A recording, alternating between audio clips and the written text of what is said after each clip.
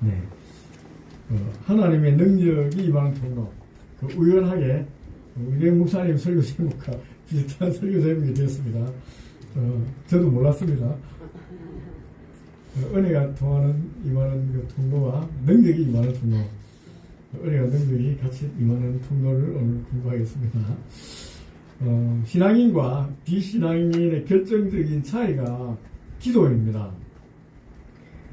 마음 수련이나 명상은 나 자신을 단련하는 행위입니다. 기도가 아닙니다. 기도는 내 밖에 있는 인격적인 존재인 하나님께 드리는 겁니다. 명상을 하고 마음수를 하는 것은 자기 마음을 갈고 닦는 거지 내 밖에 존재에게 의존하는 건 아니거든요. 그러므로 하나님을 믿지 않는 사람들 참된 기도를 들 수가 없는 겁니다. 옆에 있는 불교, 절 이런 것들도 사실은 기도라고 하면 안 됩니다. 수련, 수행, 참선이라고 해야죠. 부처를 믿는 건 아니잖아요. 자기가 부처가 되기 위해 갈고 닦는 거지.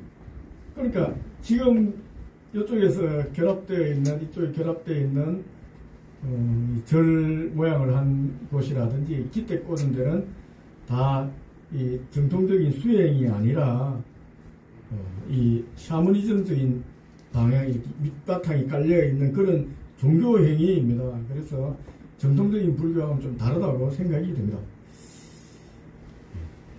평상시에는 신앙인인지 아닌지는 잘 구별이 안 됩니다. 또 내가 정말 신앙을 열심히 하나님을 신앙하는지 아닌지도 잘 드러나지 않습니다. 하지만 인생의 위기 앞에 서면은 그 차이는 분명하게 나타납니다. 예상하지 못한 어려움이 찾아올 때 사람은 흔들리게 되어 있습니다. 인간적인 한계 상황에 맞부딪히게 될 때 그때야 진짜 신앙인지 아닌지 드러나는 것입니다. 예를 들어서 갑작스럽게 이 직장에 변화가 생깁니다. 사업에 잘된 사업이 비도가 납니다. 건강 문제가 발생합니다. 갑자기 쓰러지는 거예요. 가정에 큰 어려움이 닥치게 됩니다. 그때 사람들이 어떻게 반응하는지를 잘 보면은 그 사람의 믿음의 실체를 우리가 알 수가 있습니다. 믿음이 없는 사람들이 제일 먼저 나타내는 것은 분노입니다. 왜 내게 왜 이런 일이 벌어졌는지 화가 납니다. 입에서 막 욕이 나옵니다. 현실을 회피하게 됩니다. 그러다가 이제 사람들을 찾아다닙니다. 도와달라고. 그러다가 절망하게 됩니다. 이게 믿지 않는 사람들이 가는 길입니다. 그러나 신앙인은 다릅니다. 신앙인은 먼저 자기가 할 수 있는 모든 노력을 다 합니다. 그 다음에 한계를 인정합니다. 그리고 하나님께 나아가서 도움을 구합니다. 이게 바로 기도입니다. 신앙인의 마지막 가는 길 초점에는 마지막 가는 길 앞에는 결국 하나님 앞에 가는 거예요. 그럼 먼저 이 자기를 돌아보고 나 스스로 해결하지 않는다는 걸 인정하게 될 때 겸손하게 하나님 앞에 나아가서 기도하는 거예요. 따라서 이 기도는 절망 속에서 하나님을 믿고 있다는 우리 신앙의 표현입니다. 고난 속에서 또 하나님께 나아가는 길입니다. 우리가 왜 기도해야 하는지, 어떻게 기도해야 하는지, 그리고 기도할 때 어떤 일이 일어나는지 오늘 읽은 히스기야 왕의 기도를 통해서 우리가 한번 깊이 있게 한번 생각해 보고자 합니다. 첫 번째입니다. 나는 어떤 상황에서도 기도하고 있습니까? 한번 고민해 보세요. 이사야 선지자가 남유다의 히스기야 왕에게 찾아갔습니다. 그리고 하나님의 뜻을 전했습니다. 너는 내 집에 유언해라. 네가 죽고 살지 못하리라. 1절 말씀입니다. 이 말씀은 단순한 경고가 아닙니다. 믿음의 왕 히스기야를 향한 하나님의 특별한 배려였습니다. 그냥 죽이면 되잖아요. 데려가시면 되는데 데려가기 전에 하나님께서 선지자를 보내서 너 곧 죽을 테니까 집에 사람들 모아서 유언해라. 이제 하나님께서 배려하는 거예요. 이 땅에서 죽는다는 것은 여러분 모든 것이 이제 끝나는 것을 의미합니다. 모든 절망적인 거죠. 극단적인 한계 상황입니다. 이 죽음 앞에는 우리가 할 수 있는 일이 아무것도 없는 것 같습니다. 죽음은 곧 절망입니다. 그런데 이 히스기야 왕은 더 살고 싶었습니다. 하나님께서 너 죽으니 준비하라면 예 알겠습니다 하나님 감사합니다 하면 될 텐데 그는 더 살고 싶은 거예요. 겨우 아시리아란 아수르 대적을 한번 물리치고 하나님 은혜로 물리치고 이제 나라가 좀 평안해져서 한숨 돌리려고 하는 찰나인데 자기가 평안도 한번 누리지 보지 못하고 죽음을 맞게 된다니까 정말 억울한 겁니다. 그러나 아직 삶에 대한 욕구가 남아 있습니다. 히스기야는 이사야 선지자의 말 듣자마자 얼굴을 벽을 향해서 하나님께 기도하기 시작했습니다. 죽음 앞에 자기가 할 수 있는 게 아무것도 없잖아요. 그러니까 이거는 중간에 단계를 다 뛰어넘고 바로 하나님한테 바로 붙어 있습니다. 면벽 기도를 한 겁니다. 면벽 기도. 여러분, 면벽 기도란 다른 것에는 시선을 두지 않고 오직 하나님만 바라보고 드리겠다는 그런 기도입니다. 벽 보면 아무것도 없지 않습니까? 하나님만 바라보겠다는 사람도 보지 않고 하나님만 바라보고 내가 이 기도 제목 하나님을 알겠다는 절박한 기도입니다. 그의 기도는 단순했습니다. 하나님 살려주십시오. 다른 기도 제목은 없습니다. 살려주십시오. 하나님. 자기 생명을 연장해 주십시오라고 하나님께 간절히 기도했습니다. 3절입니다. 그가 기도한 내용입니다.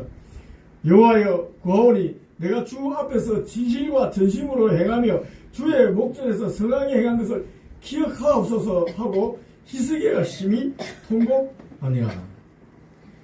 여러분, 히스기야는 지금 하나님 뜻 앞에서도 기도를 멈추지 않고 있습니다. 우리 여기서 하나 질문을 던지게 됩니다. 신앙인은 하나님 뜻에 순종하는 것 아닙니까? 이사야 선지자가 분명히 하나님 뜻을 전했습니다. 너 죽는다. 유언해라. 그러면 하나님 뜻을 알았으니까 알겠습니다 하고 순종해야 될 것 같은데 여러분 신앙인 히스기야는 순종하지 않는 거예요. 그렇다면 여러분 하나님 뜻에 순종하는 것이 참된 신앙의 모습일 텐데 히스기야처럼 하는 것은 참된 신앙의 모습이 아닐까요, 여러분? 여러분 잘 생각해 봐야 됩니다, 여러분. 참된 신앙은 단순한 순종을 넘어서는 겁니다. 참 신앙인은 어떠한 상황에서도 어떤 기도 제목이라도 하나님께 가지고 나가서 기도할 수 있다는 겁니다. 우리는 하나님이 이렇게 한다고 해서 우리가 기도도 못합니까? 그렇죠? 기도도 못합니까? 하나님 니 죽는다 했다고 하나님 살려달라고 기도도 못합니까? 기도할 수 있다는 거예요. 하나님 앞에 나아갈 수 있습니다. 하나님께 나아가는 그 자체가 기도의 믿음입니다.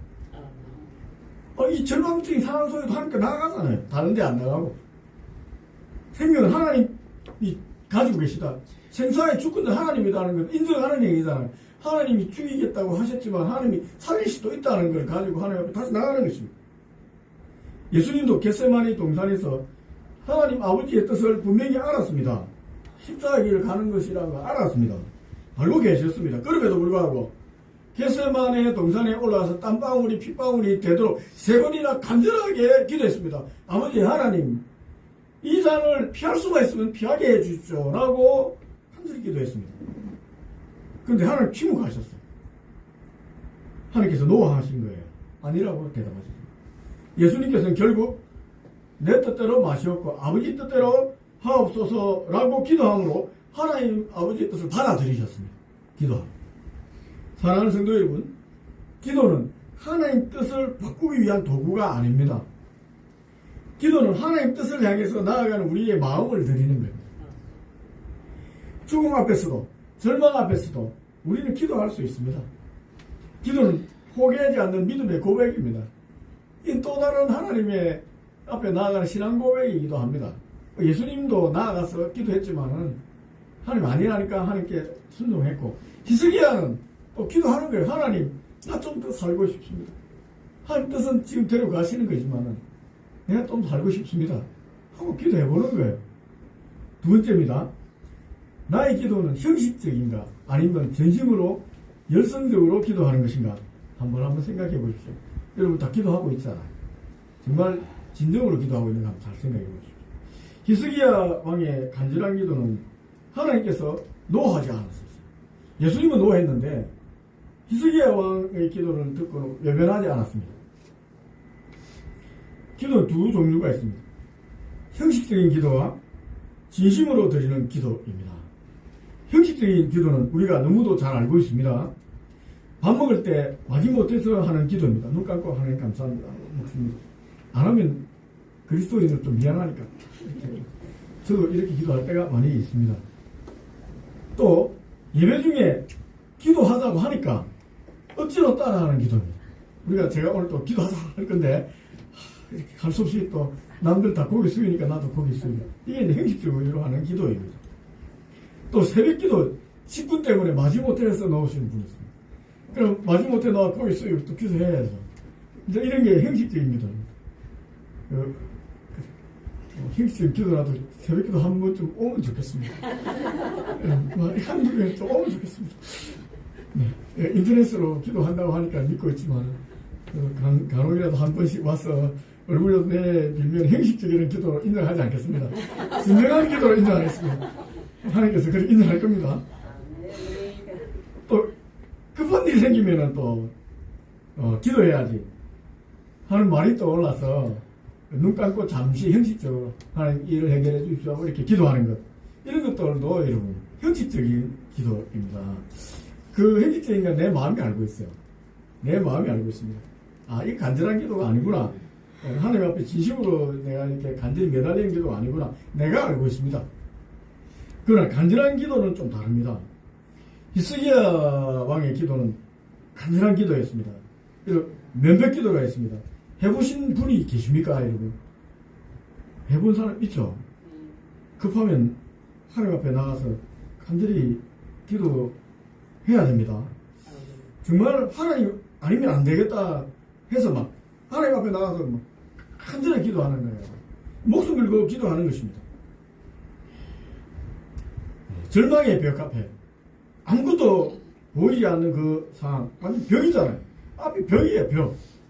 벽 앞에 하나님만 바라보고 기도하는 게 면백 기도입니다. 믿음 없이는 할 수 없어요. 앞에 막 큰 벽이 있는데 이걸 어떻게 무너뜨립니까? 믿음이 없으면 기도할 수 없습니다. 하나님 앞에 쫙 가서 막 기도하다 보면 벽이 무너지는 거예요. 히스기야는 하나님 앞에 간절히 기도했습니다. 통곡 소리 한번 들어보십시오. 히스기야 왕이 통곡 소리 한번 들어보십시오. 이국의 왕입니다. 왕. 체면이 있지 않습니까? 체면이. 우린 보통 여기 남자분들이 많은데 체면이 강한 남자분 많잖아요. 죽으면 죽었지. 사람이 자존심이 있지. 난 자존심 절대 안 끈다. 큰 소리 치는 사람이 많습니다. 근데 왕입니다. 히스기 왕. 벽을 향해 얼굴을 돌리고 하나님 앞에 겸손히 무릎 꿇고 통곡하고 있습니다. 거창한 기도 제목 갖고 통곡하는 게 아닙니다. 하나님 좀 살려주십시오. 하나님 좀 살려주십시오. 눈물 막 펑펑 쏟아내는 거예요. 여러분, 이게 진짜 기도입니다. 그리고 하나님 긍휼을 호소하고 있습니다.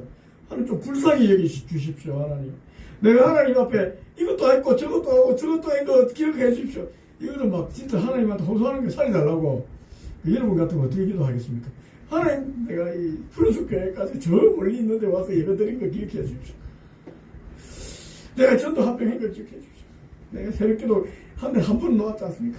기도해 주십시오. 하나님, 내가 지금 있는 거 없는 것을 다 해갖고 지금 헌금도 조금씩 하고 하나님 기억해 주십시오.